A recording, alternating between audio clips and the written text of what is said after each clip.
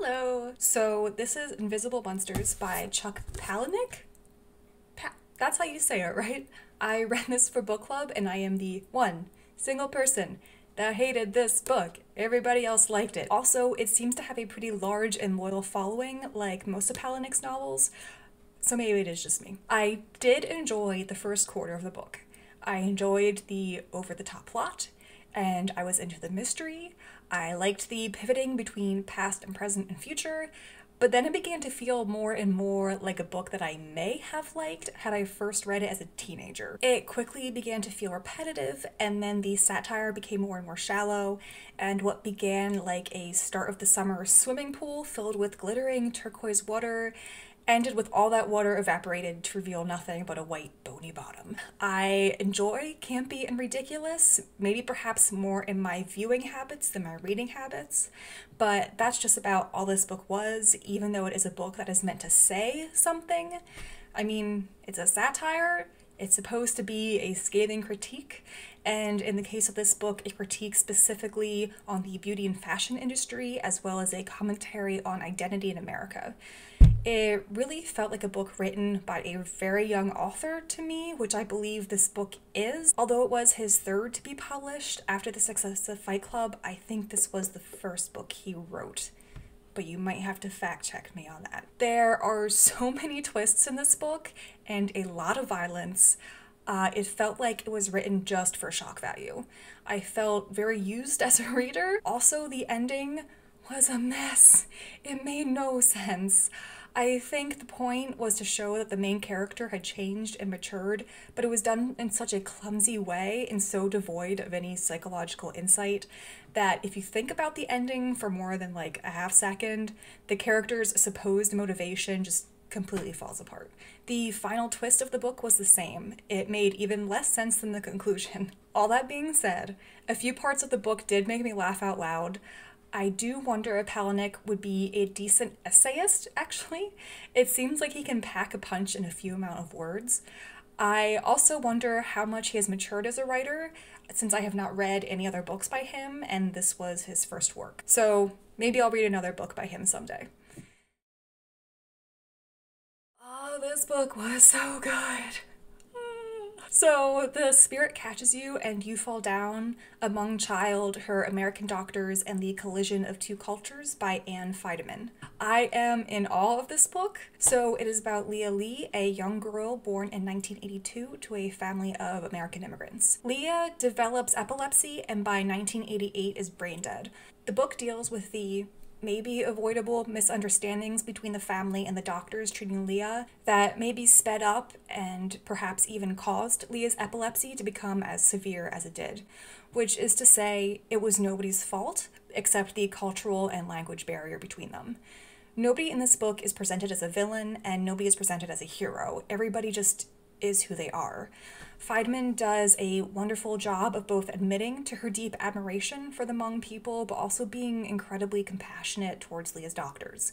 This book is a very, very fine balancing act. Not only does Feidemann present both sides of this tragedy with a deep amount of empathy and understanding, but she also does an amazing job of balancing the narrative thread of the story with an in-depth historical background of the Hmong people as well. And not only that, but the writing is superb. I mean, it is tight and so well organized. It is a very dense book, but it felt like not a word was wasted. I am very often disappointed in the lack of excellent writing in nonfiction books. Maybe it's my fault in how I've picked them, but this one was really refreshing just alone for the quality of the writing. I don't think many nonfiction writers write to write like many fiction authors do, though I have found that there does seem to be a more poetic and lyrical streak in authors of memoirs and nature books, whether that's because those subjects lend themselves to this or because nonfiction authors that love to write lean towards those subjects. I don't know.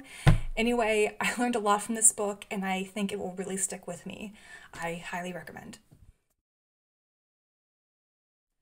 So on to another nonfiction book. Unfortunately, this one was a bit of a disappointment, especially after having read The Spirit Catches You and You Fall Down. Maybe that's the fault of my reading order, not the fault of this book. Don't you hate it when really good things make simply good things feel less good than they perhaps are. So Eat the Buddha, Life and Death in a Tibetan Town by Barbara Demick follows the lives of a number of people who were born and lived most, if not all of their lives in Tibet, particularly in and around the town of Nawa, beginning in the 1930s and up to the present day.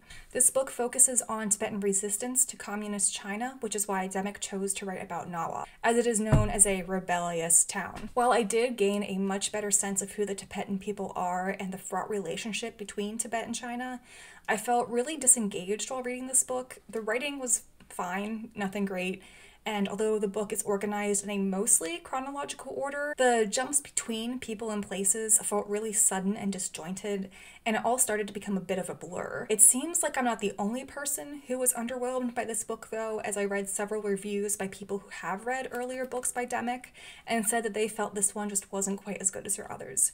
I am really interested to learn more about Tibet though, especially by a voice that does not idolize Tibetans as a mystical, hermetic, entirely peaceful people, which seems to have been the case for much of the time that Westerners have written about the country. I'm also interested in learning more about China, specifically the history of the last 100 years or so. If you have any recommendations, please let me know. Which brings me to the next book I read. Most of you probably recognize this one as it's been making the rounds. This is Earthlings by Sayaka Murata, and it's translated by Ginny Tapley Takamori. I still don't know quite what to make of this book, and I suspect I'm not the only one that feels that way. I did really like it. I think it's well done, especially, I mean, it's really violent, and I still liked it. Like many people, I read Convenience Store Woman a year or two ago, and I really enjoyed it. If you have read that book and you have also read this one, it'll be immediately apparent to you that many, if not all, of the major themes present in Convenience Store Woman are also present in Earthlings, especially that of being an outsider trying to find a normal place in society. While this is Murata's second book to be translated from the Japanese into English, I'm not sure if Convenience Woman or Earthlings was written first. The blurb on the front cover says, "I loved this book. It easily converted me to being an alien, radical, hilarious, heartbreaking." But the reason I bring this up is because, Alif, did you read this book? Because, spoiler alert, it ends with a lot of cannibalism, which only takes place after a healthy dash of murder, a la Perfume by Patrick Suskind. If you've read that, you'll get the idea. Although the cannibalism that is the climax of each novel takes place in different contexts, they both take place in like a kind of frenzied ecstasy. And spoiler alert. So the gist of the story is that a young girl named Natsuki believes that her stuffed animal hedgehog, Piyut, is an alien who has given her magical powers. Very similarly to the book Black Girl Unlimited by Echo Brown, which I also enjoyed, Natsuki uses these powers as a way to deal with trauma. I think this would make for an excellent book club discussion book, and I so want to talk more about it with anybody else who has read this. It gives you a lot to discuss. So I do recommend the book. If you do pick it up, don't go thinking it's another Convenience Store Woman. It is much darker. Be warned. So I also read The Corner That Held Them by Sylvia Townsend Warner, which I loved. It's about a convent in Norfolk, England, and the nuns inhabiting it between the years 1349 and 1382.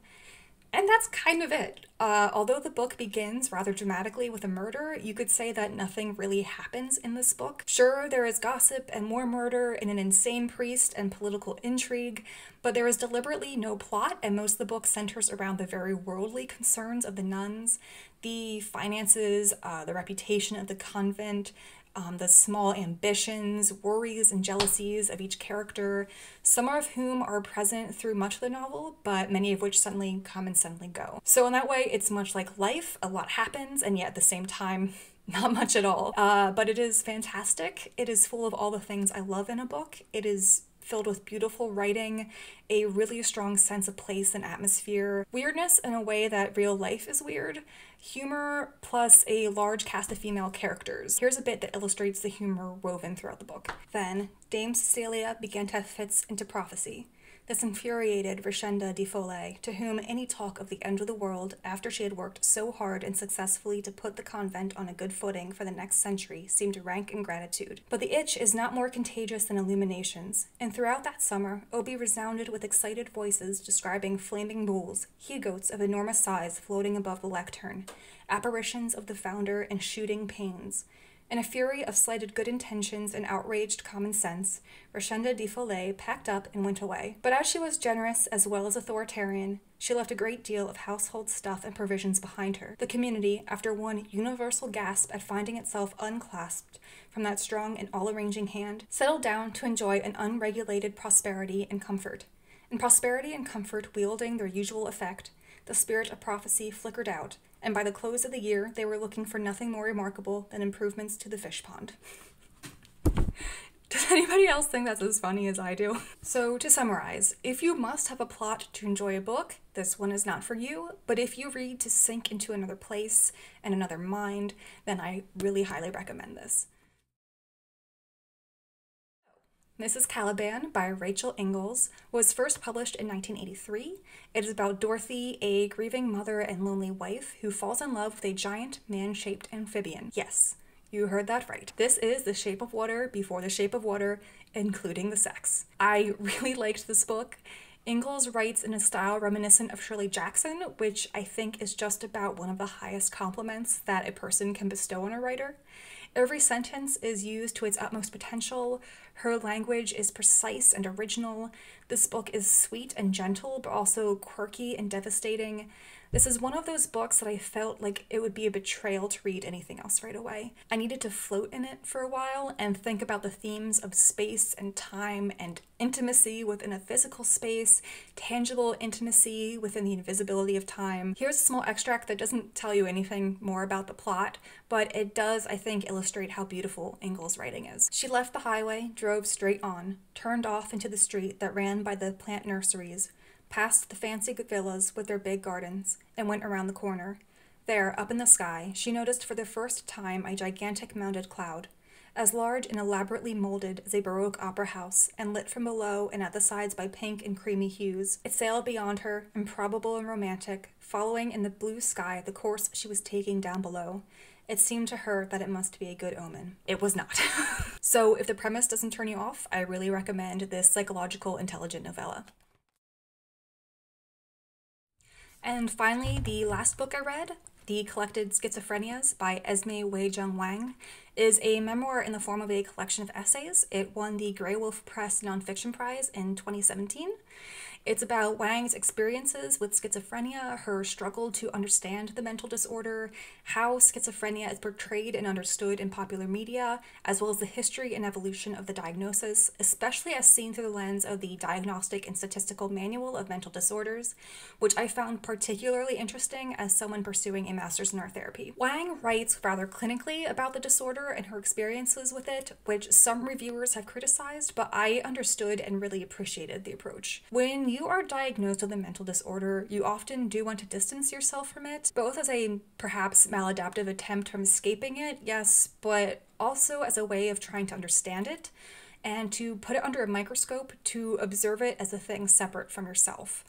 Also, disassociation is a common symptom of many mental disorders, including schizophrenia. I also thought that Wang's background as an academic really informed her writing style approach.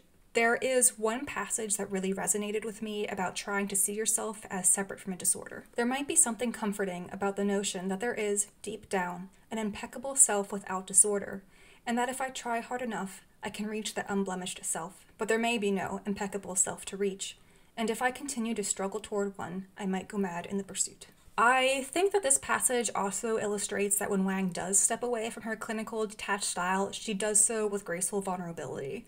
I really enjoyed this book. I learned a lot. I really recommend. All right, that is all for today.